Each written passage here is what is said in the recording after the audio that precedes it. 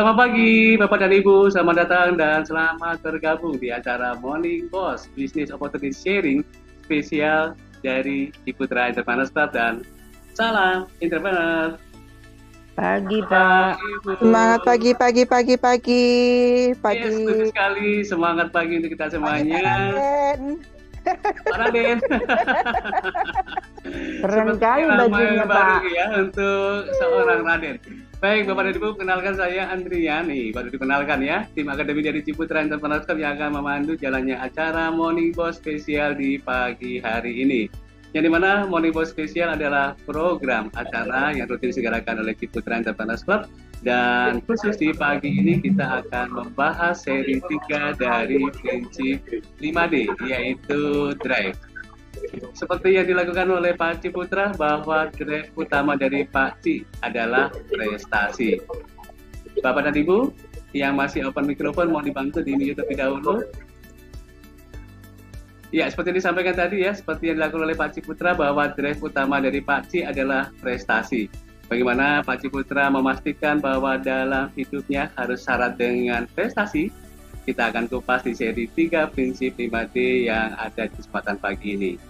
Bapak Ibu, acara pagi ini merupakan salah satu bentuk komitmen manajemen Ciputra Entrepreneur Club untuk memberikan seri pelatihan prinsip 5D, Dream, Desire, Drive, Disiplin, dan Determination ala Pak Ciputra yang diberikan khusus member Ciputra Entrepreneur Club. Namun, di pagi yang luar biasa ini, seri pelatihan diberikan untuk umum. Pagi ini kami mengundang narasumber yang sangat luar biasa untuk berbagi ilmu dan juga keahlian yang dimiliki, yang tentunya akan sangat bermanfaat untuk para entrepreneurs yang mengikuti acara Morning Boss spesial di pagi hari ini. Sebelum kita mulai acara, saya akan menyapa dahulu narasumber kami, Bapak Andreas Kennedy, founder Karakter Hebat Indonesia yang telah hadir bersama kita.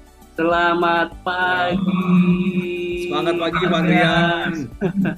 Wah, semangat pagi teman-teman sahabat komunitas CEC yang saya kagumi, dan mungkin ada beberapa sahabat lain yang saat ini baru bergabung ya. Saya ucapkan selamat datang dan kita akan hangatkan pagi ini bersama Pak Andrian ya. Salam sehat buat kita semua, salam karakter hebat. Salam karakter hebat juga Pak Andreas Kennedy. Pak Andrian hari ini dress code-nya keren sekali nih. Luar biasa sekali karena kita sangat menghormati Pak Ci ya.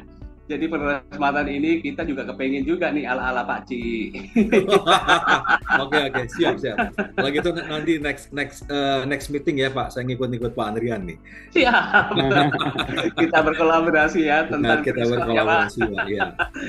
Terima kasih Baik, ya Pak sudah hadir di acara Morning Boss spesial. Tentunya menjadi kebahagiaan bagi kita untuk berjumpa kembali dengan Pak Andreas yang luar biasa. Dan terima kasih atas kesediaan waktunya untuk mengisi sesi ini, Pak. Dan bagi Bapak Ibu yang telah bergabung di acara, silakan disampaikan kota domisilinya juga melalui chat agar dapat kita sapa dalam acara nanti ya Pak Andreas. Siap Pak Andrian.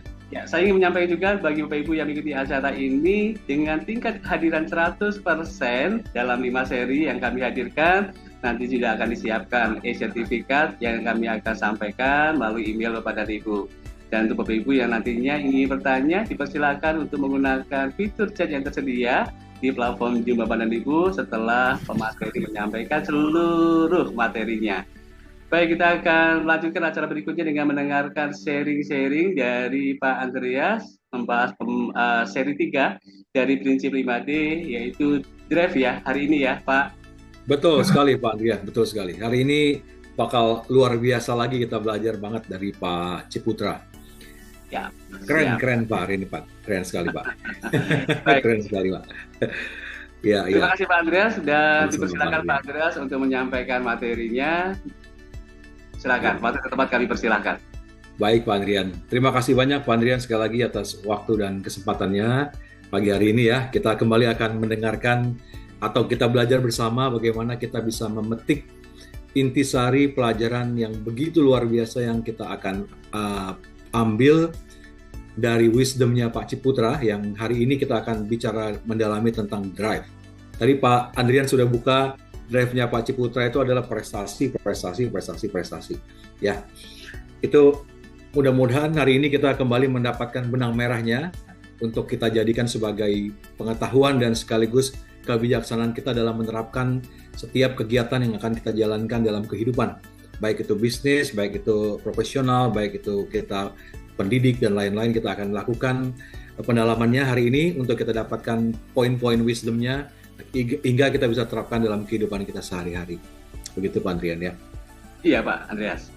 Oke, baik. Wah hari ini ramai sekali nih Pak, udah pagi-pagi nih Pak ya. Saya ucapkan terima kasih teman-teman yang sudah hadir pagi-pagi ini. Saya kagum sekali dengan teman-teman semua. Kita beri aplaus dulu buat teman-teman yang sudah hadir pada pagi ini. Thank you so much. Ada Pak Edwin itu, thank you. Dan teman-teman yang lain ya, kita lihat ada yang dari mana nih? Dari Hong Kong, dari Macau, ya, dari Semarang, Jogja. Ayo kita coba tolong interaksinya sebentar. Coba kita angkat tangan kita, lambaikan tangan. Biar Pak Andrian lebih semangat ini. Selamat pagi Hong Kong. Uzoflo Hong Kong bagaimana? Ada Typhoon lagi Hong Kong aman. Pagi. Acara ini silakan Pak Ibu buka kameranya saat luar biasa. Thank you. Semua. Salam sehat, salam semangat buat kita semua. Kita sapa-sapa sedikit ya Pak Andreas ya. Ada Kak Ezra, Kak Jaya, kemudian juga ada Jiraya Studio. Ada Bu Aini yang dari Hong Kong, kemudian Bu Ari Hanafi ya. Kemudian Pak Ari Hanafi itu ya Bro. Iya Pak Ari, ya Pak Ari Hanafi. Ya. Thank you Bro Ari. Kemudian juga ada Bu Rita, Pak Bu Tuti Safitri, Pak Juwanto Kentung. Halo selamat pagi Pak Juwanto Kentung. Oke, terima kasih sudah hadir kesempatan pagi ini. Kemudian Muntilan hadir Pak. Pak Setiawan Tamtama, Bu Devi. Wah, kita sepertinya ada Lampung. jiwa ada di sini Pak. Lampung hadir. Oh Ibu Neneng Lampung hadir. Ya. Medan. Oke. Sebutkan ada lagi Bro Haki juga, lagi. Bro Haki. Selamat datang Bro Haki. Thank you. Muntilan Pak, Muntilan. Ya, kita update. Surabaya. Ini Indonesia Raya plus luar negeri nih Pak. Lintas kota antar provinsi Pak. Thank you so much. Ada dari Muntilan, Magelang, ya, Semarang. Oke, baik. Kita lanjut Andreas. Pak, makasih. Siap. Terima kasih. Oke. Saya ngikutin terus, tapi saya tutup kamera ya Pak, masih sambil kerja. Oke, siap Bu Neneng, siap. Thank you Bu. Terima kasih. Halo buat Bu Ratmi. Oke, baik. Ya, pagi hari ini kita bersama-sama ingin belajar banyak dari seorang Pak Ciputra ya. Karena ini saya begitu baca bagian ketiga dan bahkan sudah akan memasuki bagian 4 dan 5 ya Pak. Nanti tinggal 2 minggu lagi, 2 pertemuan lagi maksud saya. Tidak terasa hari ini kita sudah masuk ke pertemuan ketiga. Pertemuan ketiga ini merupakan pertemuan yang menurut saya adalah pertemuan yang betul-betul menunjukkan Pak Ciputra itu mendapat wisdom-nya itu menurut saya dari pertemuan hari ini nih. 1, 2 kita lihat banyak sekali, kita bicara tentang dream, kemudian tentang passion gitu ya Pak ya. Bahkan passion kemarin kita sudah juga memetik pelajaran dari seorang Pak Ciputra, dilampaui dengan calling-nya. Beliau sudah menemukan calling-nya, bukan cuma passion tapi calling ya. Itu melampaui kehidupan yang sangat tinggi atau di puncak pencapaiannya Pak Ciputra, begitu beliau menemukan calling. Tapi hari ini yang tadi Pak Andrian buka dengan Pak Ciputra itu bahasa drive-nya itu adalah prestasi. Tapi saya bersyukur sekali Pak Andrian pada pagi hari ini juga saya bisa sharing bahwa saya kembali menemukan nilai yang lebih tinggi dari drive-nya Pak Ciputra, yaitu spirit. Nah, spirit itu nanti kita akan lihat bagaimana skema untuk beliau mendapatkan spiritnya di dalam kehidupannya. Ya, oke, baik, kita akan masuk ke dalam share materinya ya, Pak Andrian ya. Silakan Pak Andreas. Oke, saya share screen ya, saya izin share screen.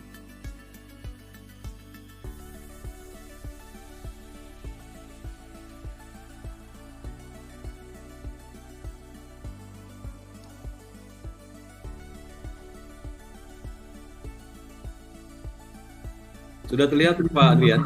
Sudah tampil dengan sempurna. Sudah tampil ya, oke baik. Oke baik Pak Adrian dan sahabat CEC dan teman-teman lain yang hadir di pertemuan pada pagi hari ini. Saya kembali bersyukur. Pertama-tama saya ingin mengucap syukur ya kepada Tuhan Yang Maha Esa karena hari ini kita semua masih diberikan kesehatan. Karena kesehatan menurut saya adalah sesuatu yang paling tinggi nilainya dalam kehidupan ini. Kalau kita sehat, kita bisa melakukan apa saja, gitu ya. Saya bersyukur hari ini bisa berjumpa kembali dengan Bapak Ibu, teman-teman yang saya kagumi. Hari ini kita akan sama-sama belajar tentang wisdom Pak Ciputra yang ketiga, yaitu tentang drive. Ya, oke, saya akan masuk ke. Nah, kita buka bersama-sama dengan quote-nya Pak Ciputra. Dalam bukunya Pak Ciputra yang berjudul Ciputra The Entrepreneur, The Passion of My Life itu ya. Itu setiap lembar, Pak Andrian ya, kalau saya baca, itu kepinginnya saya kasih stabilo. Kalau di stabiloin semua berarti satu buku itu penuh dengan stabilo. Jadi kan membuat saya jadi bingung gitu ya. Nah, untuk itu kalau materi yang saya sampaikan bisa kelihatan pada slide pada pagi hari ini dan pertemuan-pertemuan sebelumnya, itu berarti adalah intisari dari intisarinya gitu. Jadi benar-benar yang poin-poin yang paling penting dan paling menurut saya itu paling mengena gitu ya dan bisa kita terapkan dalam kehidupan itu yang saya coba saya angkat. Ya. Jadi kita bersyukur sekali karena dari setiap kalimat yang keluar dari seorang Pak Ciputra dan diterjemahkan dengan baik oleh Mbak Elbertin Endah ya penulisnya itu menurut saya kata demi kata dan kalimat demi kalimat itu mempunyai makna semuanya gitu, mempunyai makna. Ya. Untuk itu pada pagi ini kita akan buka pertemuan ini dengan satu quote dari Pak Ciputra. Kita akan baca bersama-sama ya. Ya teman-teman juga yang kelihatan gambar ini silahkan kita baca bersama-sama ya. Saya menyimpan impian untuk menjadi orang yang mampu keluar dari kemiskinan dan dari keterbelakangan. Jadi ingat teman-teman ya. Kelihatan jelas Pak Adrian kalimat ini ya Pak Adrian ya. Jelas sekali ya Pak ya. Jelas sekali Pak. Ya. Jadi Pak Ciputra itu menyimpan impiannya. Kayak kalau pertemuan yang lalu kan kita bicara tentang apa yang terlintas di pikiran kita, di hati kita itu seperti angin lalu begitu ya Pak ya. Tapi bagi Pak Ciputra tidak demikian. Apa yang terlintas dalam pikirannya, dalam hatinya itu disimpan, diambil, disimpan gitu. Nah, saya menyimpan impian untuk menjadi orang yang mampu keluar dari kemiskinan dan dari keterbelakangan. Walaupun secara logikanya Pak Ciputra, kemiskinan kami itu sudah menjadi alasan yang jelas bahwa saya akan kesulitan untuk meraihnya. Namun hati saya berkeras. Hati saya berkeras. Ya. Nah, ini adalah cikal bakal dari spirit yang lahir dari seorang Pak Ciputra itu, ya. Berbuah menjadi drive. Itu pokoknya Pak Ciputra ingin berusaha menjadi orang yang terus berprestasi. Sehingga drive tersebut membuahkan hasil yang namanya spirit. Nanti kita akan lihat di slide berikutnya ya. Tapi ini luar biasa kita sudah buka hari ini. Sudah betul-betul hangat sekali dengan quote-nya Pak Ciputra. Nah, pertanyaan saya, kalau kemarin kita minta teman-teman Bapak Ibu kan membuat listnya. Ada dream, kemudian ada desire, ya, ada keinginan apa aja yang ingin dicapai. Saya minta kerjasamanya dengan hormat supaya pertemuan kita ini pertemuan demi pertemuan tidak sia-sia, tidak mubazir. Tolong apa yang sudah terlintas bahkan ditulis oleh Bapak Ibu dan teman-teman menjadi dream Bapak Ibu atau menjadi desire-nya itu tolong disimpan yang baik. Seperti apa yang diajarkan oleh Pak Ciputra. Bagaimana cara menyimpan impiannya? Kemarin saya udah sharing tentang tekniknya ya. Itu bisa dibukukan, diberikan gambar, kemudian ditempel di ruangan-ruangan, di kamar tidur, di kamar mandi, di ruang belajar, ruang kerja dan lain-lain. Yang penting jangan di pintunya tetangga. Tempel. Ya begitu Pak Andrian ya. Betul sekali Pak. Nanti setelah itu teman-teman perbaiki terus, lihat, diimani, diyakini, menjadi keyakinan kita. Karena dengan demikian baru impian-impian kita itu bisa kita wujud nyatakan dengan apa yang ada di dalam diri kita. Karena dia semua menjadi internalized. Kalau kita belajar dari Pak Ciputra, semuanya disimpan itu menjadi bagian dari hidupnya Pak Ciputra, disimpan baik-baik di pikiran bawah sadarnya. Ingat ya, 20 itu dikendalikan oleh pikiran sadarnya manusia setiap hari, kemudian 80%-nya itu dikendalikan oleh pikiran di bawah sadar kita. Nah, itu yang disimpan baik-baik, ya, seperti yang diajarkan oleh Pak Ciputra. Oke, kemudian kita masuk ke slide berikutnya. Ya, ini bagi teman-teman yang belum hadir di pertemuan pertama, tidak perlu ragu-ragu dan tidak perlu bingung ya. Karena setiap pertemuan nanti, walaupun ini sudah masuk pertemuan ketiga, tapi ini adalah slide yang menurut saya akar dari kehidupannya Pak Ciputra. Ya, kehidupan Pak Ciputra itu ada dua akar kehidupan ya, ada dua akar kehidupan Pak Ciputra. Kalau kita lihat di sini, itu yang pertama adalah cinta ya. Akar hidupnya Pak Ciputra itu adalah cinta dan penderitaan. Cinta dan penderitaan. Cinta itu membuat Pak Ciputra selalu ingin berbuat yang terbaik. Itu dasarnya karena cinta. Kemudian penderitaan itu adalah dasarnya Pak Ciputra untuk memacu diri untuk selalu bergerak maju, melakukan prestasi demi prestasi. Ya. Jadi hari ini pertemuan kita hari tentang drive. Nah, drive-nya itu diawali atau bersumber dari penderitaan. Ya, dari penderitaannya Pak Ciputra. Seperti tadi yang kita lihat dari quote-nya pertama, ya. Dari penderitaan. Kita akan lihat ke slide berikutnya. Nah, ini adalah hope. Ya, ini seperti teman-teman baca kaos saya yang saya pakai ini adalah hope. Ya. Above all, don't lose hope. Yang penting di atas segala-galanya itu teman-teman, walaupun teman-teman terpuruk saat ini, teman-teman sedang berada jauh di belakang kehidupan teman-teman saat ini, yang terpenting adalah teman-teman harus memiliki dan merawat yang namanya hope, harapan.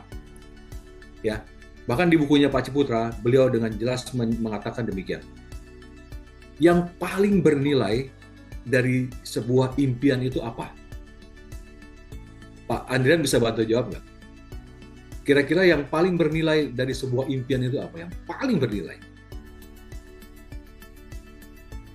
Pak Andrian? Yes, Pak. Andrian bisa bantu jawab kira-kira Pak? Ada atau ada teman-teman yang bisa bantu jawab? Yang paling bernilai dari sebuah impian itu apa? Iya, kita punya harapan, Pak. Betul sekali, harapan. Betul sekali. Ya, Pak Ciputra mengatakan demikian, Pak. Yang paling bernilai dan paling berharga dari sebuah impian itu adalah hope, harapan. Ya. Baik, saya pakai kaos nih, tulisannya hope nih. Saya lagi tidak sekeren Pak Andrian nih. Nanti nextnya saya akan pakai lagi seperti Pak Andrian. Oke. Ya, jadi kalau hope-nya Pak Ciputra itu dengan jelas itu berakar dari cinta dan penderitaan ya. Ini kita sudah bahas di pertemuan sebelumnya. Makanya saya ulang sedikit-sedikit supaya kita bisa tetap connect dari pertemuan dan pertemuan yang sudah lewat maupun yang akan datang. Nah, ini pertemuan pertama, betul ya Pak Andrian dan teman-teman sekalian ya. Ini ya. Saya sengaja menampilkan ini di setiap pertemuan karena saya kepingin nanti di akhir pertemuan kita, pada pertemuan kelima, itu elemen-elemen yang tampil di setiap bagian dalam setiap pertemuannya, itu coba akan saya elaborasikan. Nanti kira-kira ini bisa menjadi seperti apa gitu puzzle-nya.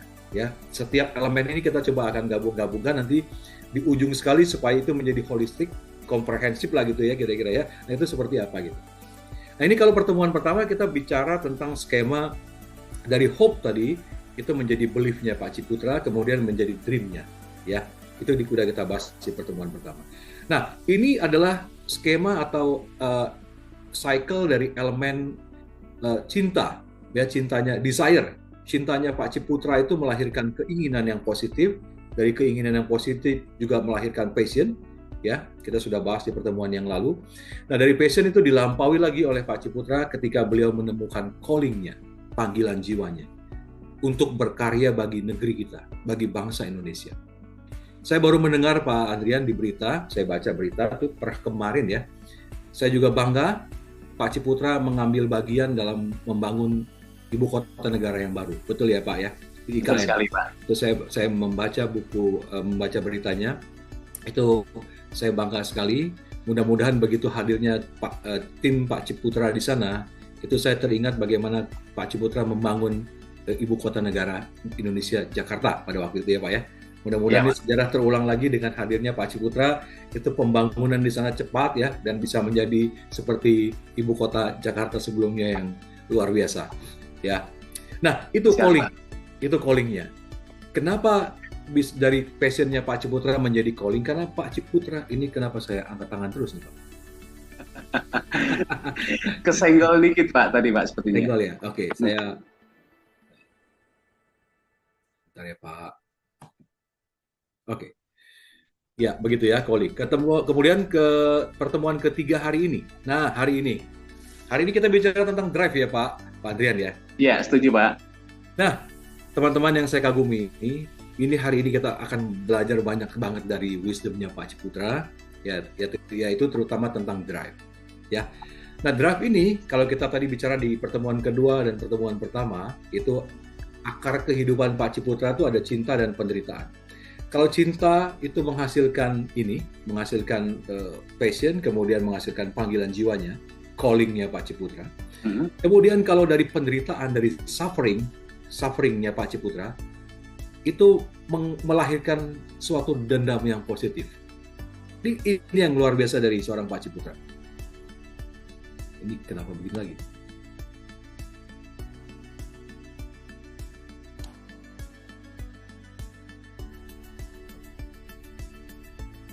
Yang pasti saya angkat tangan belum menyerah nih Pak. Oke. Ya, kemudian dari suffering menjadi dendam positif. Ini yang kita belajar banyak dari Pak Ciputra itu, karena Pak Ciputra berhasil mengelola setiap peristiwa dalam kehidupannya beliau menjadi fase-fase yang penuh arti gitu, penuh makna, dan itu menghasilkan wisdomnya beliau, menghasilkan kebijaksanaannya. Ya, dari suffering itu ada yang angkat tangan, Ibu Lilik Immanuel, apa ingin bertanya, Pak? Ibu Lili? Bu Lili, selamat pagi Bu. Pagi Bu Lili. Maaf Pak, lanjut. Oke, berarti kita sama, kita ingin pause ya Bu ya. Tadi saya juga kepencet. Oke.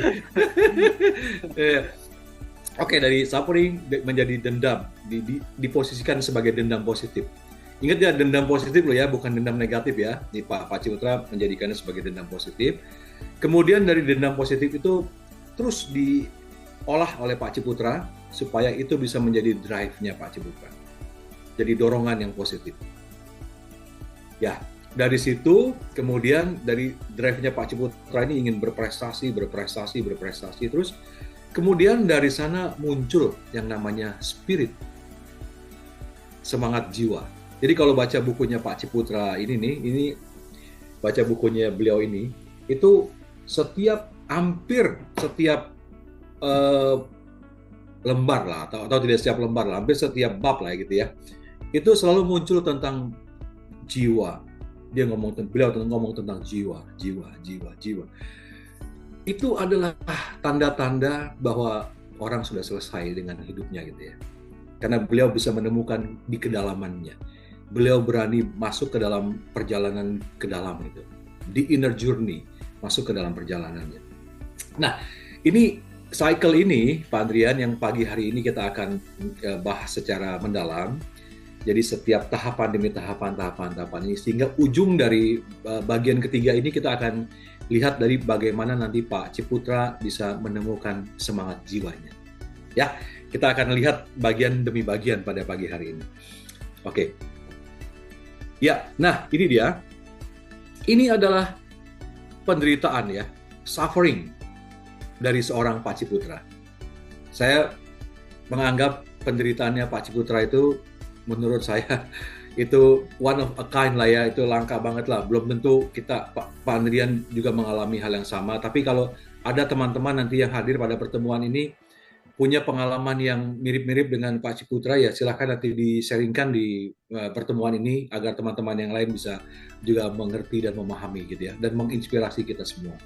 Nah, yang pertama kita akan lihat ini ya teman-teman sekalian. Kelihatan ya Pak Adrian ya ini Pak ya? Ambil Pak. Kelihatan ya Pak ya?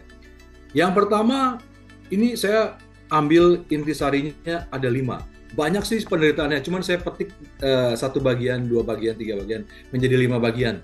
Nah ini menurut saya yang betul-betul bisa menjadi sufferingnya Pak Ciputra, yang digunakan dengan sebaik-baiknya oleh Pak Ciputra, sehingga ini bisa menjadikan beliau memperoleh drive, kemudian drive itu menjadi semangat jiwanya Pak Ciputra, menjadi spiritnya Pak Ciputra.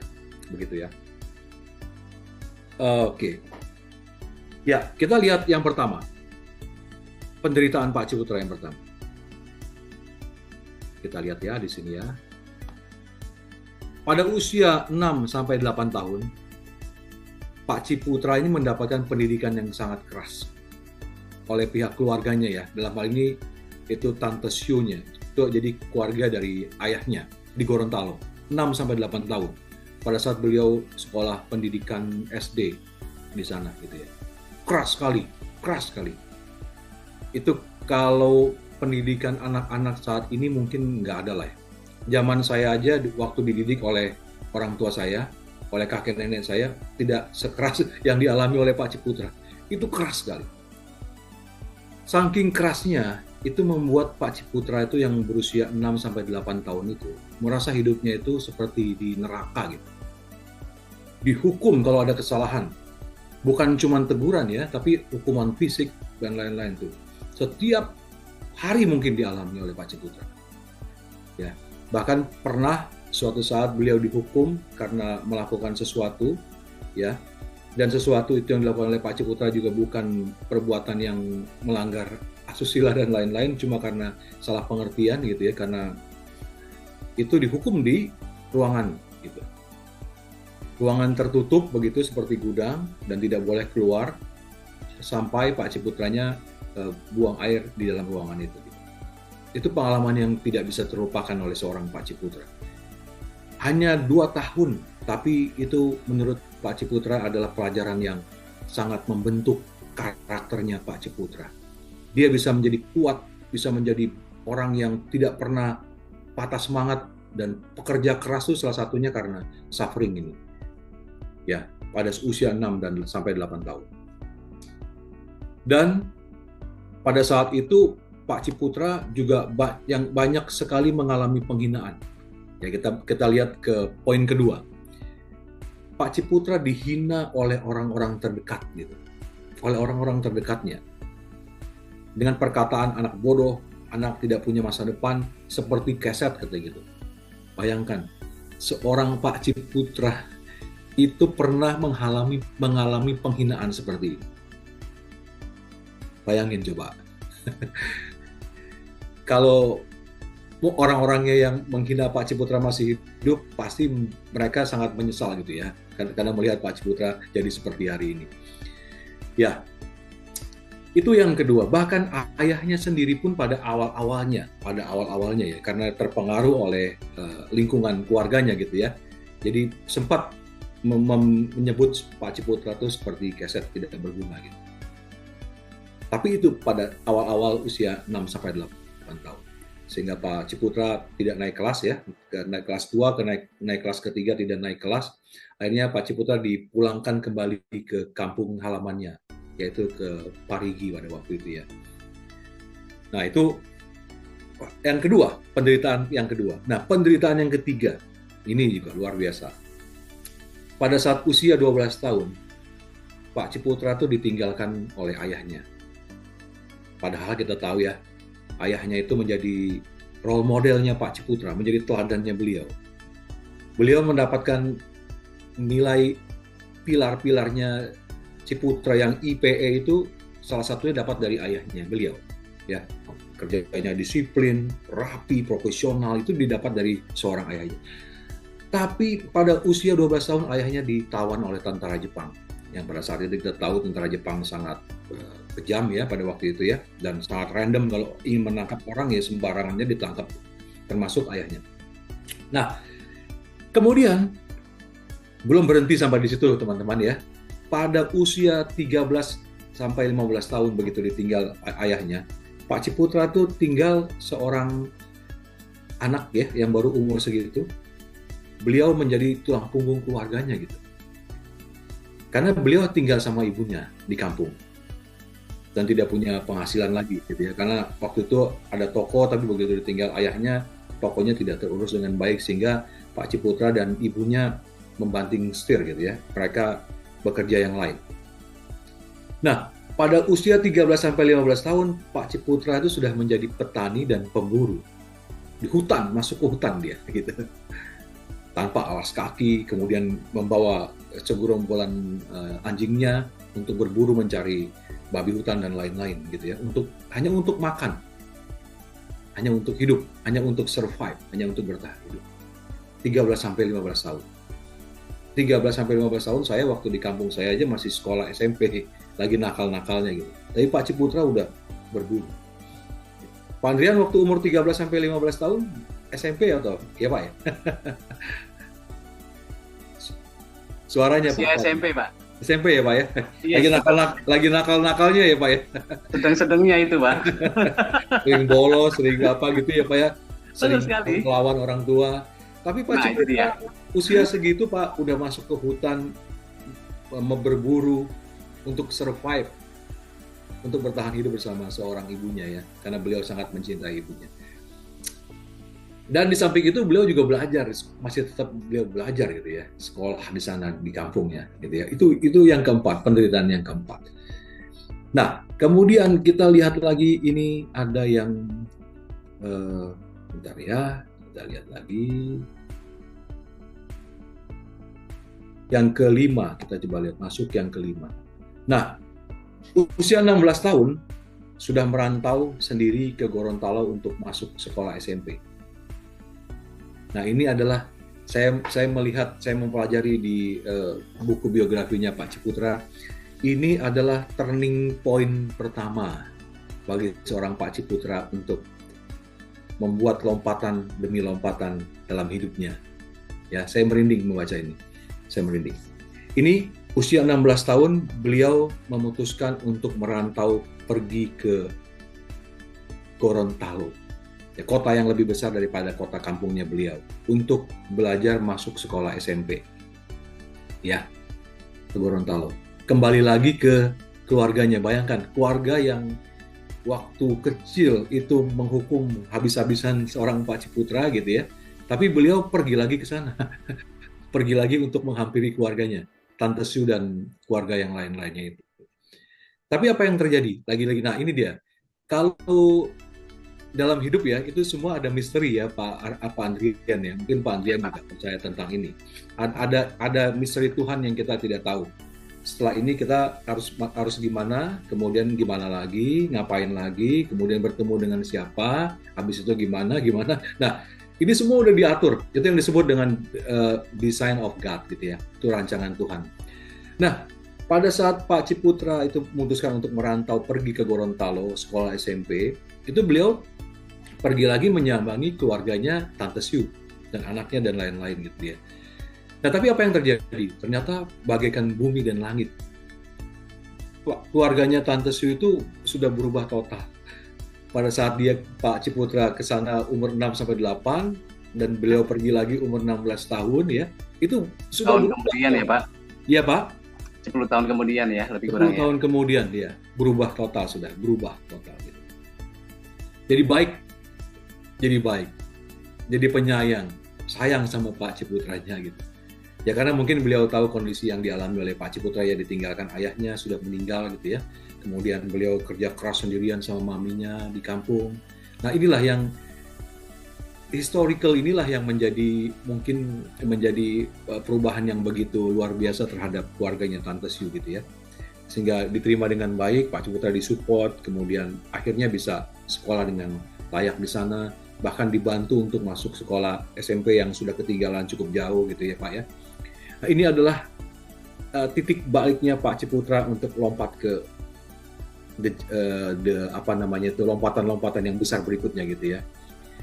Ini adalah awal yang disebut suffering, penderitaan oleh Pak Ciputra. Masih banyak lagi sebetulnya, tapi saya petik beberapa poin-poin yang penting aja. Oke. Nah, dari sini teman-teman yang saya kagumi, maka lahirlah sebentar ya. Nah, ini lahirlah suatu dendam. Dendam yang positif dari seorang Pak Ciputra. Ini dendam positif. Saya sebutnya sebagai positive revenge gitu ya, dari seorang Pak Ciputra. Nah, teman-teman, Bapak Ibu yang saya kagumi, saya juga memiliki ini gitu ya. Saya juga memiliki ini, dendam positif, karena hidup saya di kampung walaupun susah, tapi menurut saya tidak seperti Pak Ciputra lah, masih jauh lah gitu ya. Tapi saya juga punya dendam-dendam positif. Bukan dendam negatif, tapi dendam positif. Nah, ini seorang Pak Ciputra memiliki dendam positif dan diilustrasikan oleh Pak Ciputra menjadi satu kalimat yang luar biasa menurut saya. Ya, mari kita baca sama-sama lagi ya. Ya, harus saya akui, saya dendam. Ini semuanya ada di dalam bukunya Pak Ciputra ya. Saya tidak ngarang-ngarang.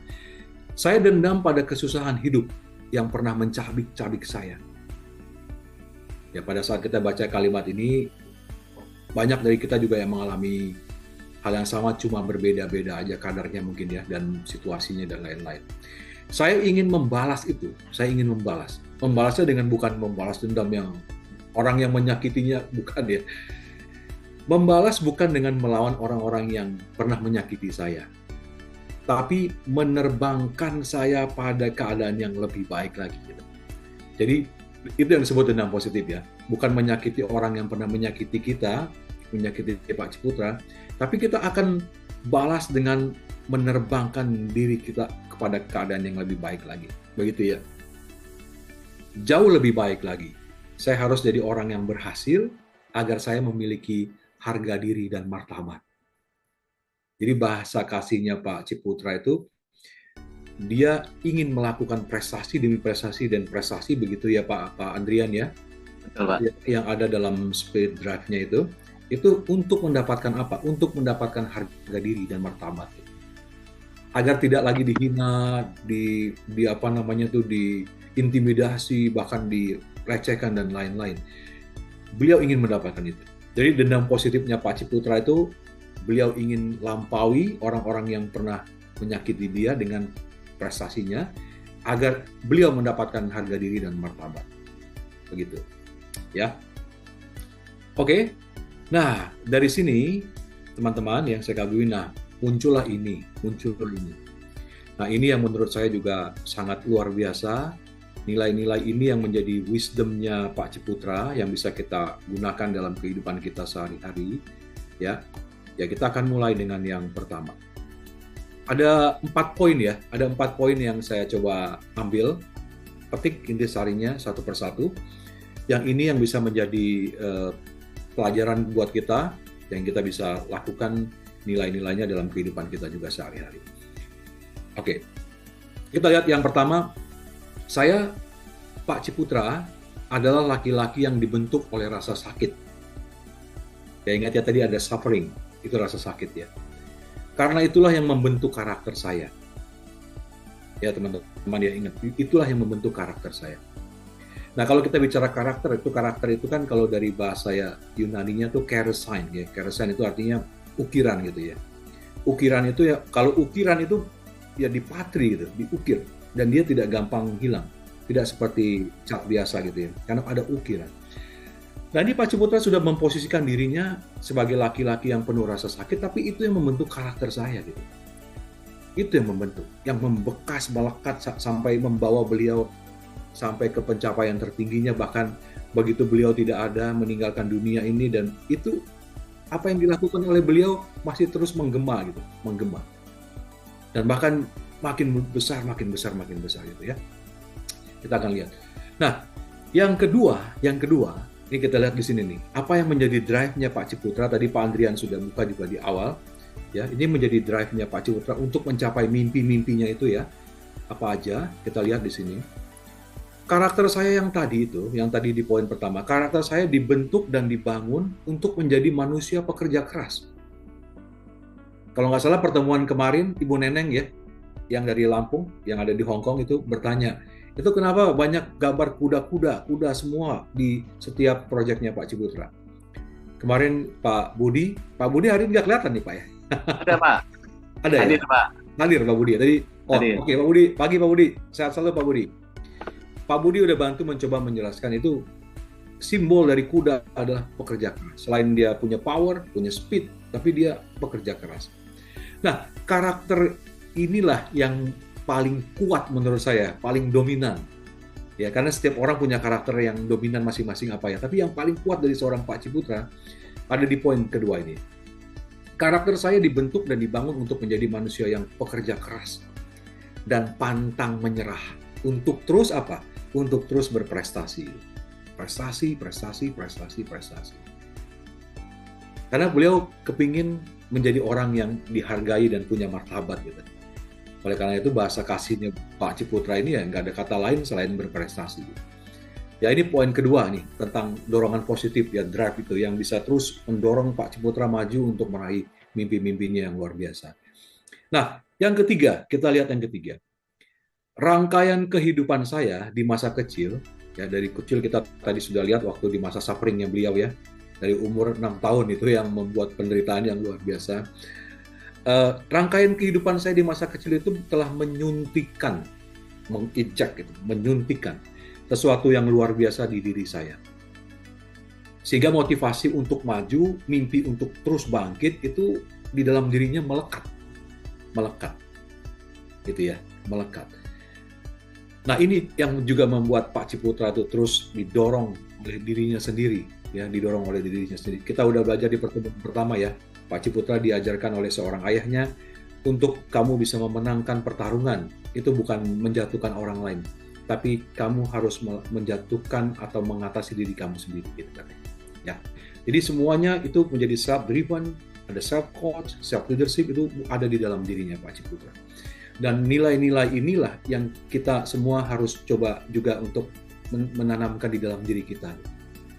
Kalau ada apa-apa, misalnya kita jatuh dalam bisnis kita bangkit lagi itu, jangan tunggu dari luar dulu. Ayo Pak, bangun, jangan. Ya dari dalam dulu.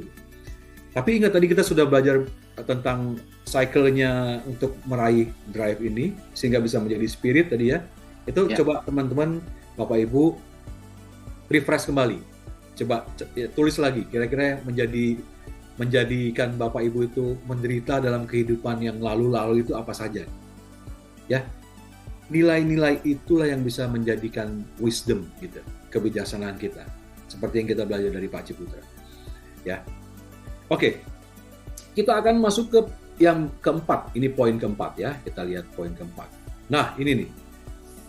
Saya merasa sangat bersyukur. Pak Ciputra bilang begitu ya. Saya merasa sangat bersyukur bahwa pengalaman pahit tersebut, pengalaman pahit yang ada tadi di suffering dan banyak lagi yang tidak muncul di sini, tapi itu intisarinya, bahwa pengalaman pahit tersebut membuat saya memiliki the passion of my life.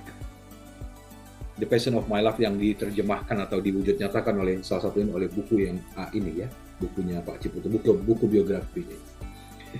Nah, 4 poin utama ini yang menjadi dorongan positif atau drive-nya Pak Ciputra yang terus menghantarkan beliau meraih mimpi demi mimpi, lebih besar lagi itu ada di dalam 4 poin ini. Ya. Oke. Sampai sini. Nah, nanti kita juga ini ya Pak Andrian di ujung dari pertemuan kita ini kita juga akan melihat ada sebuah video yang menurut saya sangat relate dengan apa yang kita dalami pada pertemuan ketiga ini ya. Iya Pak. Dari seorang Nick Fujisik. Oke. Sampai sini mungkin ada pertanyaan atau kita teruskan Pak Andrian? Kita teruskan lebih dahulu Pak. Kita teruskan dahulu ya, oke. Baik. Ya, oke. Kita akan teruskan masuk ke slide berikutnya. Nah, ini kemarin tempat nongkrongnya Pak Budi ya Pak ya? Zaman SMA juga bolos. SMA. Iya. Atau malah justru SMP. Mana Pak Budi ini ya, Pak Frans? Pak Frans. Ya, ternyata Pak, ini proyek Senen itu adalah salah satu proyek yang pertama dan menurut saya ini adalah proyek yang membawa nama Pak Ciputra itu dikenal oleh banyak orang di Indonesia terutama ya, karena proyek ini tuh adalah proyek utama dan proyek yang pertama dan utama bagi Pak Ciputra ya, yang membuat seorang Pak Ciputra itu dikenal oleh banyak orang. Kenapa? Karena beliau itu langsung berdiskusi dengan seorang presiden gitu pada waktu itu Pak Bung Karno ya, Bung Karno yang menyetujui ide-ide pemikirannya Pak Ciputra untuk mengembangkan proyek Senen ini menjadi diremajakan gitu ya. Padahal proyek Senen ini kan awalnya dibangun pada pemerintahan Belanda ya Pak ya, pada tahun 1370 kalau nggak salah itu ya, tahun 1370-an. Nah, itu dibangun oleh pemerintahan Belanda. Nah, kemudian diremajakan oleh Pak Ciputra.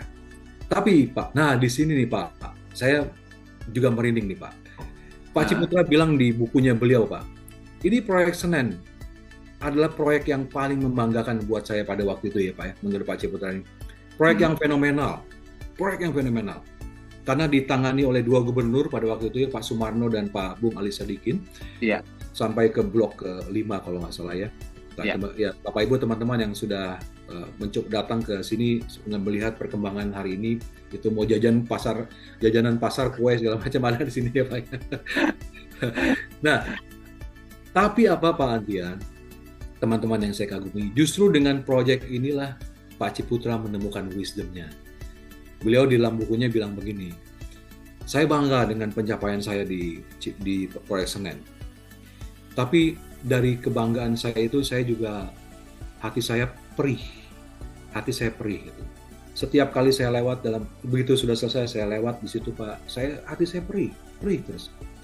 Kenapa perih? Ternyata beliau adalah orang yang sangat, menurut saya sih halus perasaannya beliau ya Pak ya, itu sangat halus sekali. Beliau tahu persis waktu membangun ini tuh ada penggusuran, ada pemaksaan gitu ya Pak ya. Ada lain banyak orang yang menangis, orang yang menderita gitu. Bahkan ada orang yang gila karena tanahnya atau digusur gitu ya Pak ya.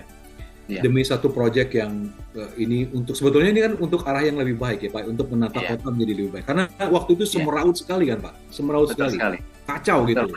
Memang untuk sesuatu yang lebih baik itu, untuk mendobrak itu, untuk menerobos memang perlu banyak hal yang harus ditertibkan gitu. Tapi Pak Ciputra memetik satu pelajaran hidup yang menurut saya itu sangat sangat agung ya Pak ya. Beliau bilang, saya belajar banyak dari prosesnya pada saat membangun proyek Senen. Saya tidak akan mengulang kembali apa yang terjadi di proyek Senen.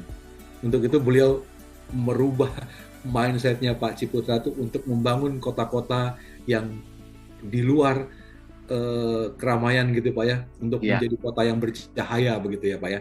Itu ya, sehingga muncullah quote-nya beliau, merubah barang rongsokan menjadi emas gitu ya Pak. Nah itu lahirnya menurut saya dari sini gitu.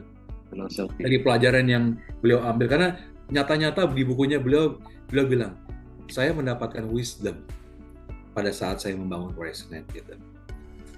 Jadi beliau bilang begini, ternyata untuk bisa bermanfaat buat orang lain itu, saya akan memilih untuk tidak menyakiti orang lain, tidak membuat orang lain susah, tidak membuat orang lain sedih. Saya ingin cari cara yang lain katanya, begitu. Wah itu luar biasa sekali Pak. Ya jadi saya teman-teman yang ada di CSC maupun yang ada di luar ini ya, kita bersyukur sekali pernah ada orang yang hidup di dunia ini yang bernama Pak Ciputra. Kita banyak belajar sekali dari wisdomnya beliau, dan kemudian sekarang diteruskan oleh para leadersnya, ada keluarga anak-anak dan ya cucu-cucunya mungkin nantinya. Kita respect kepada Pak Ciputra dan keluarganya dan para leaders yang ada di CSC terutama ya Pak ya. Demikian ya Pak. Pak Andreas. Nah ternyata Pak, dengan dorongan tadi berprestasi dengan mindset yang baru, dan Pak Ciputra memperoleh wisdomnya beliau gitu ya Pak ya dari pembangunan ini. Nah beliau itu terus Pak mengalang buana pikirannya kan Pak, seperti yang kita bahas di pertemuan sebelumnya ya, tidak ada yang bisa menyetop imajinasinya Pak Ciputra ini. Sehingga pada tahun 65 kalau nggak salah beliau memutuskan untuk pergi melalang buana ke dunia Pak ya.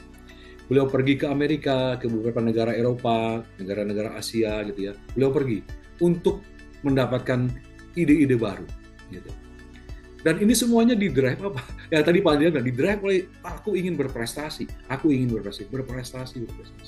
gitu Pak. Nah, apa yang terjadi setelah itu? Setelah beliau jalan-jalan kemana-mana, akhirnya kita lihat, ini proyek Senen ya, gambarannya, artinya kita lihat. Nah, ini Pak, inilah dia Pak, yang saya sebut sebagai spirit atau semangat jiwanya Pak Ciputra. Saya menemukan intisari ini dalam bukunya Pak Ciputra. Ya, ini makanya ini yang saya sebut sebagai spirit. Nah, inilah yang melampaui drive-nya Pak Ciputra. Ini yang melampaui, Pak. Inilah yang melampaui. Nah, kita coba akan baca lagi sama-sama ya. Begitu dahsyatnya makna pengalaman di masa kecil hingga saya berani berucap, kata Pak Ciputra ya. Jika Tuhan menakdirkan hidup ini diulang lagi gitu ya, diulang lagi hidup ini, maka saya tidak ingin mengubah jalan hidup saya. Karena itu adalah skenario terindah dari Tuhan untuk membentuk seorang Ciputra. Sampai hari ini pun saya sering tidak percaya bagaimana mungkin saya pernah dan bisa melintasi masa-masa berat itu. That is a miracle. Tangan Tuhan bersama saya, kata Pak Ci. Nah, Bapak Ibu, teman-teman yang saya kagumi, apakah saya, Pak Andrian dan teman-teman semua, berani juga mengatakan demikian? Jika Tuhan menakdirkan hidup ini diulang lagi, maka saya tidak ingin mengubah jalan hidup saya. Apakah kita juga berani mengatakan demikian? Pak Andrian berani mengatakan demikian nggak? Apakah Bapak ingin memilih jalan hidup yang lain? Nggak pede, Pak. Belum pede ya? Belum pede, oke. Kalau saya ditanya, kalau saya berani mengatakan sama dengan Pak Ciputra, jika Tuhan menakdirkan hidup ini diulang lagi, maka saya juga tidak ingin mengubah jalan hidup saya. Nah, Bapak Ibu teman-teman, kalau Bapak Ibu teman-teman juga berani mengatakan demikian seperti Pak Ciputra ini, berarti Bapak Ibu teman-teman sekalian sudah menemukan semangat jiwanya, spirit of life dalam hidup ini. Nah, jika belum menemukan, ya mari sama-sama kita terus bangun yang didorong oleh drive tadi itu, dorongan positif. Terus kita dorong. Supaya kita lama-lama dalam proses kehidupan kita bisa menemukan the spirit of life masing-masing kita. Ya, bentar lagi Pak Andrian juga bisa menemukan lah ya. Mungkin sekarang belum pede karena pastinya. Ya, masih berproses ya Pak ya. Masih berproses ya. Oke, ya ini yang saya sebut dengan spirit of life-nya Pak Ciputra yang berkali-kali dalam bukunya beliau, saya dengan jiwa saya. Kemarin pertemuan kedua kita berhasil menemukan calling of Pak Ciputra, ini kita menemukan the spirit of Pak Ciputra. Nah, berikutnya Pak Andrian, setelah beliau menemukan ini menurut saya, makanya beliau kemana-mana pun ya, kita lihat dia jalan ke Amerika, jalan ke Eropa, jalan ke Asia. Nah, salah satunya yang saya ingin sharing ke Bapak Ibu sekalian, beliau jalan-jalan ke Amerika, ke Eropa, itu ke Asia, itu salah satunya menemukan Disneyland, gitu. Menemukan Disneyland. Ada yang udah pernah ke Disneyland? Di Hong Kong, Bu Zoplo ada Disneyland tuh, mungkin udah pernah kali kalau liburan ya. Nanti kita tanya bagaimana pengalaman dia ke Disneyland. Atau kalau belum ya deket kan itu Bu. Ya, ini salah satu oleh-oleh yang Pak Ciputra bawa pulang dari Melanglang Buana ya, tahun 65 kalau tidak salah itu, kemudian balik lagi ke Indonesia. Nah, pulang dari perjalanan itu kembali beliau pikirannya pokoknya imajinasinya makin brutal gitu ya, terus mikir-mikir mau ngapain gitu ya. Ternyata muncul ide gitu. Nah, ini nih Disneyland ini nih yang akan saya bawa ke Indonesia, katanya Pak Ciputra bilang gitu. Disneyland ini yang akan saya bawa ke Indonesia. Idenya Pak Ciputra. Tapi ternyata apa, Pak Andrian, teman-teman yang saya kagumi, kalau sekarang Bapak Ibu mungkin dalam menjalankan bisnisnya banyak menerima penolakan atau banyak menerima penerimaan gitu. Banyak ditolak atau banyak diterimanya. Banyak, oke, begitu Pak Budi nawarin, saya punya konsep gini. Oke, begitu orang dijelaskan, oke Pak Budi, saya setuju Pak, saya akan join. Atau begitu dijelaskan, mungkin 10 orang dijelaskan yang menerima cuma 2 atau 3 gitu ya Pak ya, atau paling banyak 5. Kan kalau kita bicara sales atau marketing itu is about numbers, ya Pak, itu bukan mengenai angka-angka gitu. Jadi pasti bisa dibikin polanya.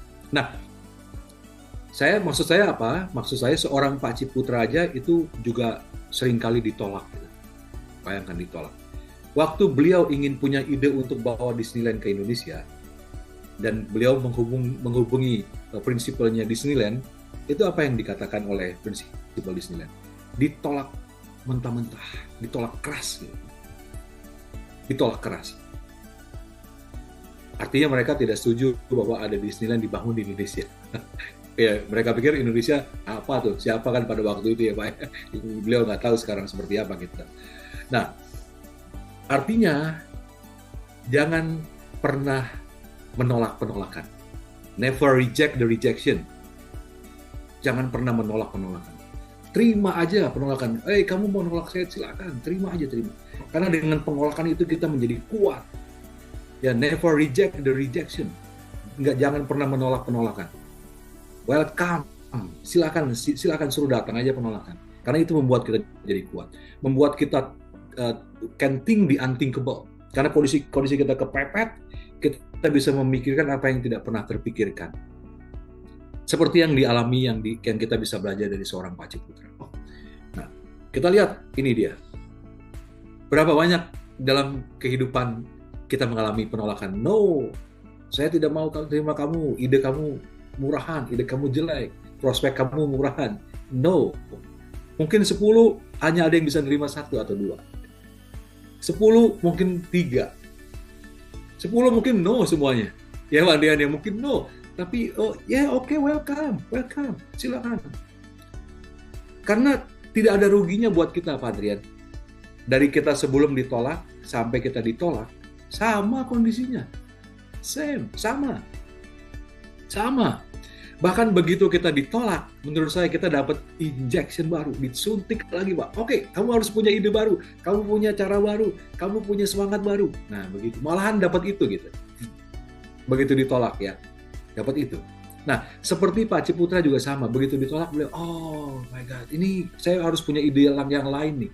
Saya tidak akan bawa Disneyland ke Indonesia. Tapi idenya Pak Ciputra apa teman-teman, Bapak Ibu? Idenya Pak Ciputra luar biasa. Kita lihat, ini jadinya ini. Jadinya ini. Ya merinding ya. Saya selalu cerita ini merinding sekali.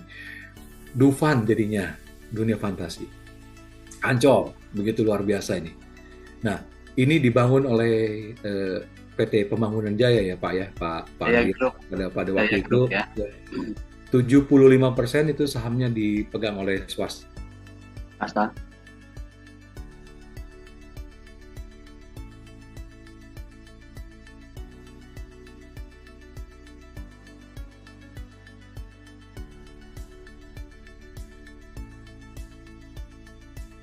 Lain dan 25%-nya dipegang oleh pemerintah ya.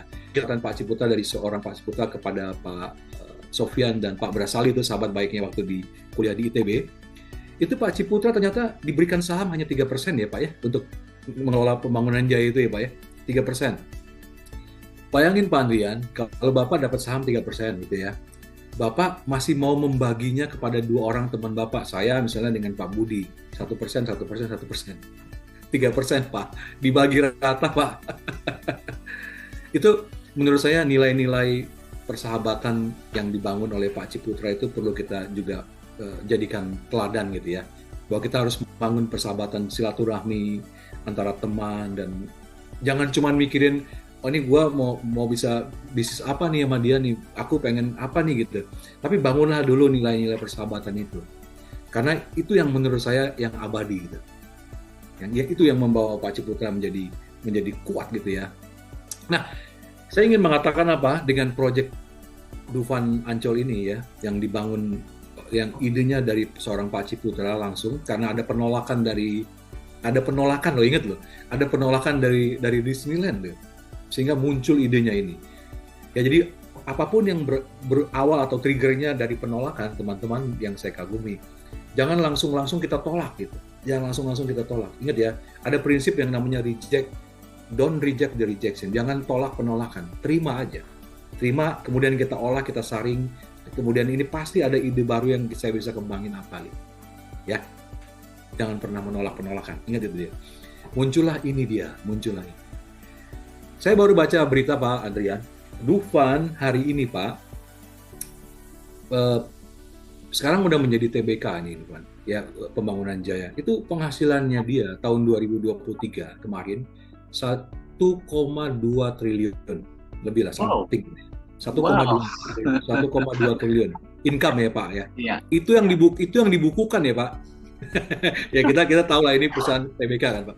Itu yang dibukukan 1,2 triliun 2023 Pak. Pendapatan bersihnya itu 200 miliar something gitu. 200 miliar something. Itu masih terus berdaya kan Pak sampai hari ini Pak gitu. Ya. Dan itu menjadi income yang luar biasa buat pemerintahan DKI ya.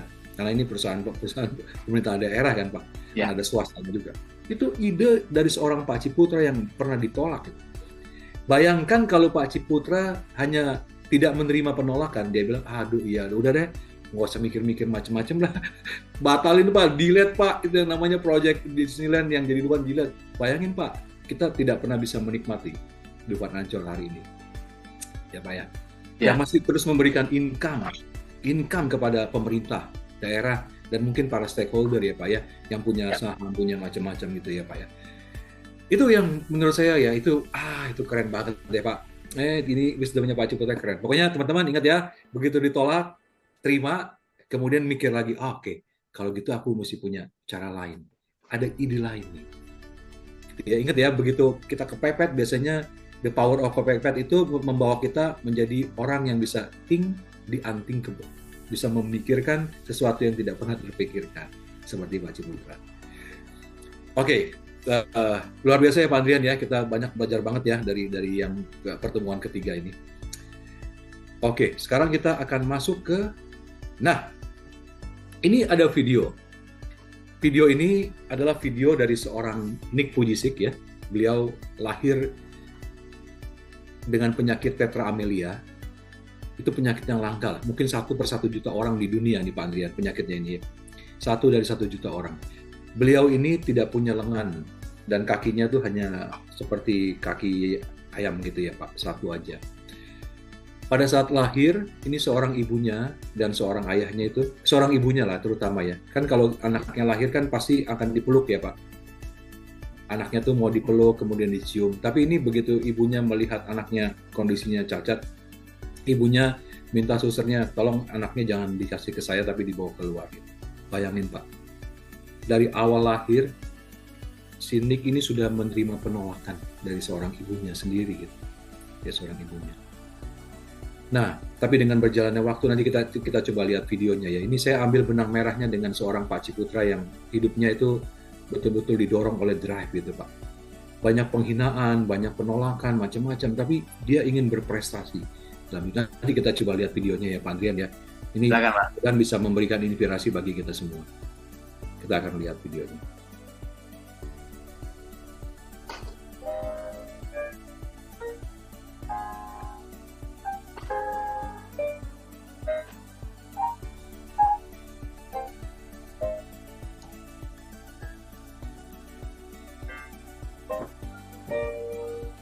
Kelihatan Pak, kedengaran suaranya Pak? Bisa terdengar dengan baik dan jelas Pak. Ini ada teksnya juga, Bapak Ibu, teman-teman bisa lihat ya. School. A lot of kids would come up to me and tease me. Nick, you're not good enough. Nick, just give up. Nick, you're never going to get a job. You won't get married. You can't even hold your wife's hand. What kind of a father are you going to be? Dihina dari kecil, ditolak dari ibunya, kemudian sekolah SD pun dia dihina. Sure, your parents hug you, but their hugs can't heal. Just give up. Just give up. Just give up. Just give up. Just give up. The title of the message that I've been given is Transforming the Walls into Doors. The line that I like to use is changing obstacles into opportunities. Kalau Pak Ciputra merubah rongsokan menjadi emas, kalau Nick merubah tembok menjadi pintu-pintu nih Pak. Merubah tembok menjadi pintu-pintu.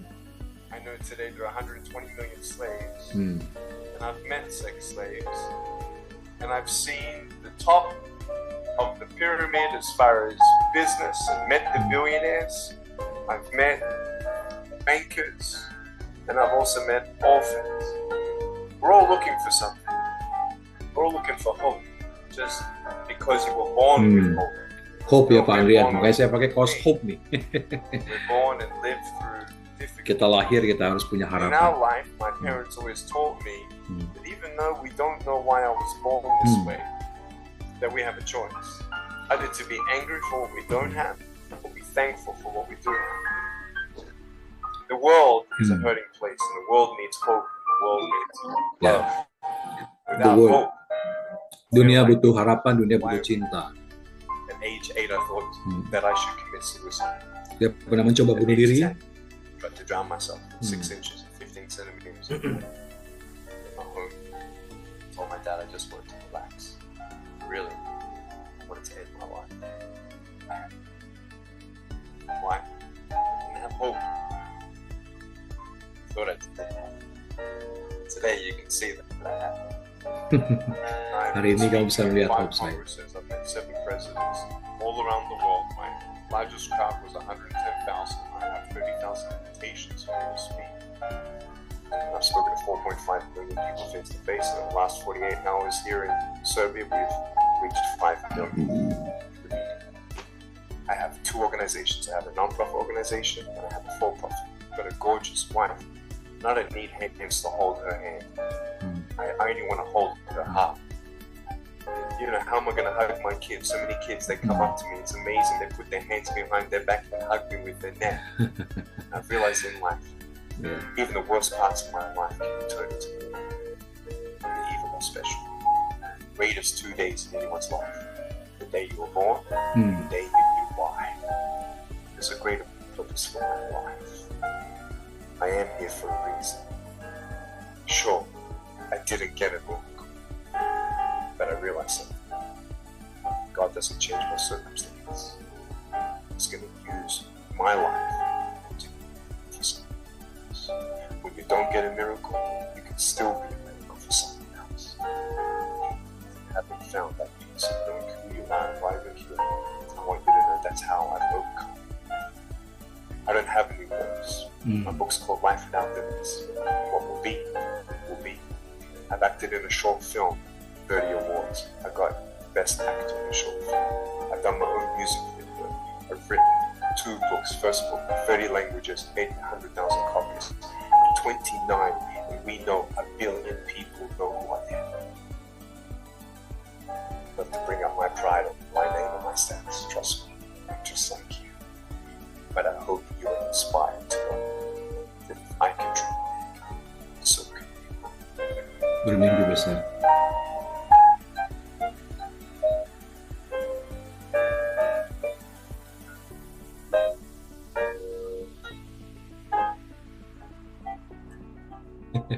Keren ya Pak. Oh, Sekali, Pak. Keren banget ya Pak ya, keren banget ya. Keren. Keren banget. Ya kita beri applause buat Nick Vujicic. Aku lihat banyak benang merahnya Nick dengan artinya spirit yang dibangun oleh seorang Nick dengan Pak Ciputra. Beliau bilang dalam kehidupan ini ada 2 peristiwa besar ya Pak ya. Peristiwa pada saat kita dilahirkan, yang pertama, yang kedua pada saat kita menemukan tujuan hidup kita mau apa gitu. Kemudian beliau sudah banyak bicara di 5 benua, itu jutaan orang beliau sudah ketemu, pemimpin dari presiden sampai orang yang paling bawah gitu. Budak, kemudian pekerja seks dan lain. Artinya beliau merasa hidup ini karena beliau punya harapan gitu, punya harapan dan punya cinta ingin dibagikan oleh seorang Nick. Ya mudah-mudahan kita bisa mengambil inspirasinya, bisa belajar banyak dari wisdomnya Nick juga ya, karena ada beberapa benang merah lain. Oke, kita akan lanjut ke, nah sekarang kita udah masuk ke dalam pertanyaan reflektif nih ke diri kita masing-masing ya. Seperti biasa harus ada PR, nanti teman-teman yang saya kagumi tolong coba di rumah nanti kita tulis-tulis sendiri ya. Kalau tadi kita udah belajar dari Pak Ciputra, dari wisdomnya Pak Ciputra itu ya, dari penderitaan kemudian menjadi beban positif, menjadi drive ya, kemudian drive itu dilampaui oleh Pak Ciputra menjadi spirit, semangat jiwanya ya, sehingga beliau akan mengulang lagi. Oh ya, sama Pak Nick Vujicic, saya pernah mendengar di interview sama wartawan. Tadi Pak Andrian kan masih belum pede ya Pak ya? Masih belum pede. Jangan pede Pak. Nick ditanya begini Pak, Nick ditanya sama wartawan begini, Nick, Yes, gimana? apakah kamu kalau dilahirkan kembali di kehidupan kamu nantinya, apakah kamu akan hidup seperti ini lagi? Nick jawab apa, Pak? Yes, saya akan mengulang kehidupan saya lagi seperti ini. Bayangin, Pak, banyak kesamaan dengan Pak Ci ya, Pak ya? Iya. Itu menurut aku Nick juga udah menemukan spirit of life-nya gitu. Nah, jadi PR kita hari ini, kita semua diajak oleh wisdom-nya Pak Ciputra bukan hanya untuk sampai ke drive saja, tapi coba yuk masuk lagi ke yang lebih dalam supaya kita bisa menemukan spirit of our life.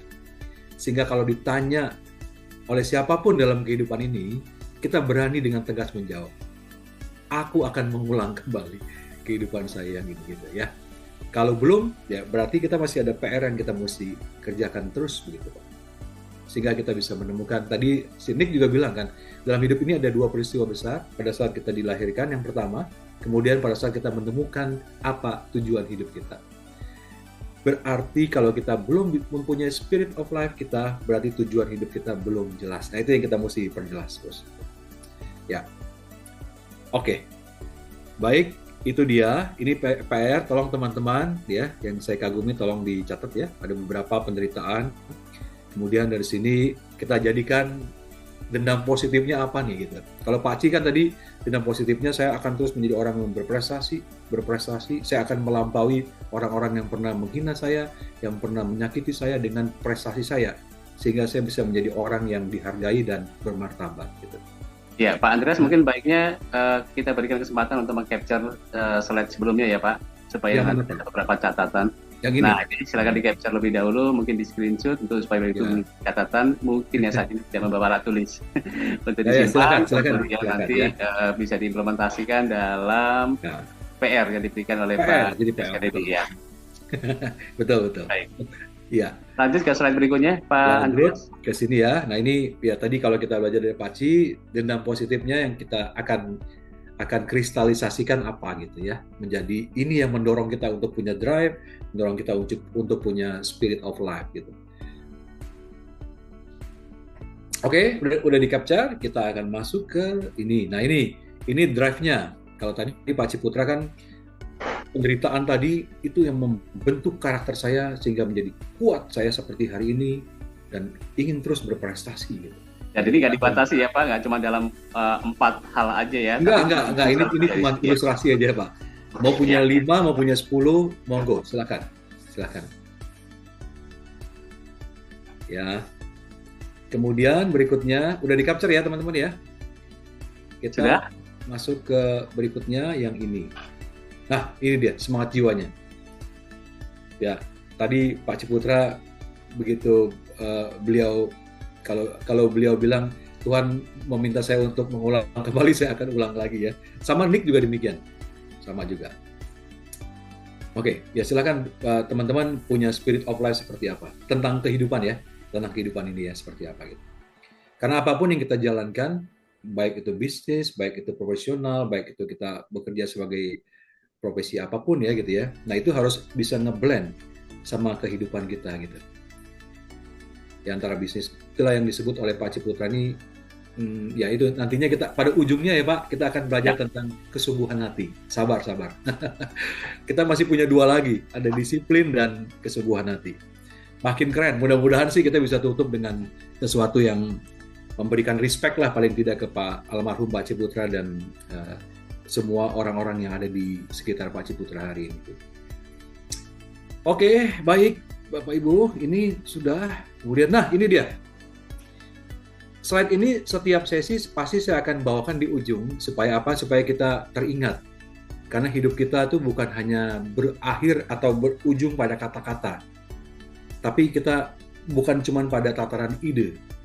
Ya ingat ya, untuk menjadikan nilai tambah itu, kita harus merubah kata-kata, ide kita menjadi eksekusi. Program nyata, apa gitu. Action plan, apa action plan-nya? Ya, udah punya ide nih, kita ketangkep nih, wah iya nih, drive nih, keren nih Pak Ciputra nih, aku udah punya ide gini. Tapi jangan berhenti di sana. Itu harus menjadi program nyatanya apa?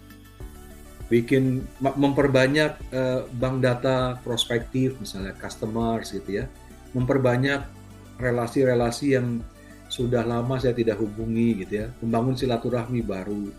bikin program nyatanya, membuat kurikulum pendek untuk sharing di tim kecil, membentuk karakter leaders yang lebih baik, misalnya program-program itu. Jadi program-program buat action plan-nya, kapan mau dilakukan, siapa jadi PIC-nya, itu masuk ke tindakan berikutnya yang namanya eksekusi. Nah, untuk itu bisa menjadikan lebih mahal lagi, apa yang sudah kita lakukan lebih mahal lagi, itu namanya disiplin, konsistensi. Dengan cara apa? Dengan cara melakukan positif, efektif monitoring, dimonitor. Gitu. Monitoringnya periodenya bisa harian, bisa mingguan, bisa bulanan. Nah, ini monitoring aktif. Inilah yang bisa membangun disiplin. Nanti kita minggu depan, 2 minggu lagi Pak ya, kita akan belajar tentang disiplin ya. Nanti saya juga ada minta salah satu leader saya bisa sharing sedikit tentang bagaimana cara disiplin yang efektif gitu. Ya nanti diberi kesempatan ya Pak ya. Orangnya ada di sini, itu ada Pak Ari Hanafi, nanti bisa sharing ya, simple tapi menurut saya it works gitu. Simple tapi it works gitu. Ya, halo Pak, salam kenal Pak Ari. Pak Ari ya. Nanti dia bisa cerita, dia yang bisa berhasil menurunkan berat badan dari 20 kg, kemudian berhasil mencapai target-target tertentu, dan waktu itu COVID, semua keluarganya, istrinya, akhirnya dia, nanti dia cerita Pak, bukan saya, nanti dia cerita aja. Oke. Baik, itu Pak Adrian. Kemudian, nah, ini sesi terakhir kita akan tutup dengan ini. Nah, ini menurut saya yang hadir di sini mungkin kebanyakan ada leaders, ada mentor, ada macam-macam ya. Tapi ini menurut saya juga sangat terinspirasi dari quote-nya Pak Ciputra ini. Membangun karakter kerja dan menajamkan visi ke depan itu memerlukan teladan dan contoh gitu. Teladan dan contoh. Nah, sebagaimana kita ketahui, keteladanan ya terutama di bangsa kita ini masih sangat dibutuhkan. Contoh keteladanan itu barang yang langka lah Pak, barang yang langka. Bahkan saya punya satu keyakinan begini Pak, makanya saya bersyukur sekali bisa diberikan karunia untuk mendirikan karakter hebat Indonesia. Itu saya diberikan keyakinan begini, karena saya juga ternyata banyak belajar dari Pak Ciputra. Keyakinannya begini Pak, makin canggih dan makin instan suatu peradaban manusia. Ya. Seperti kita ketahui ya Pak, sekarang nih dunia teknologi informasi itu cepat banget Pak. Ya, saya ulang lagi, makin canggih, makin instan suatu peradaban manusia. Maka hal-hal yang bersifat fundamental. Apa aja yang fundamental itu Pak? Karakter, akhlak, ya Pak ya. Kemudian pelajaran budi pekerti. Itu akan menjadi semakin bernilai tinggi. Makin bernilai tinggi. Nah, ini makanya Pak Budi, saya kemarin ingin sharing ke Bapak juga. Karena kita tahu yang makin bernilai tinggi adalah pelajaran-pelajaran yang fundamental, Pak. Itu ada karakter, ada akhlak, ada budi pekerti. Nilai-nilai ini yang menurut saya kita harus bangun terus. Karena dia makin mahal harganya. Makin mahal. Nah, itu yang kita harus bangun, Pak. Begitu ya. Oke, saya rasa terima kasih Pak Andian dan teman-teman yang saya kagumi. Tidak terasa pertemuan kita sudah sampai di ujung. Mudah-mudahan bermanfaat dan kita banyak belajar sekali dari wisdom-nya Pak Ciputra. Dan yang terpenting adalah apa yang kita dapat dari wisdom-nya Pak Ciputra bisa kita internalize ke dalam diri kita, termasuk dari Nick tadi ya.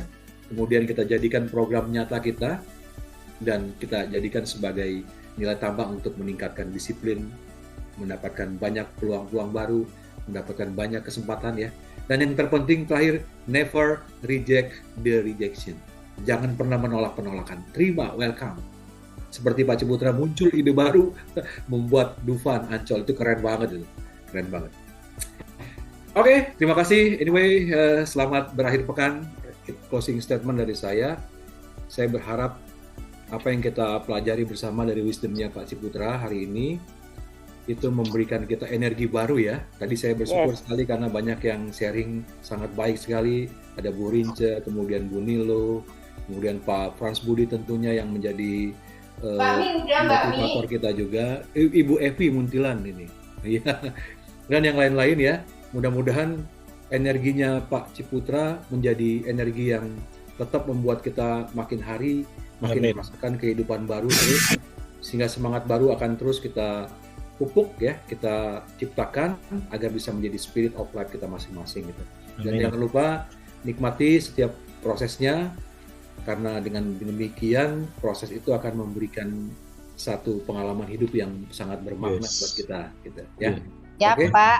Selamat berakhir pekan, salam sehat dan salam karakter hebat. Salam karakter Salam hebat. sehat, Terima salam kasih. karakter hebat. Terima kasih Pak Andreas Terima untuk kasih. pesannya sangat inspiratif, banyak sekali hal yang menarik dan apa aja yang kita dapatkan di pagi hari Terima kasih ini. Pak Adrian. Dan terima kasih, kasih Pak telah bersedia untuk mengisi Thank you. sesi acara di pagi hari ini. Terima kasih Pak Andreas. Terima kasih Iya, sama-sama. baik. Terima kasih Dan- Pak Ya, Andreas. sama-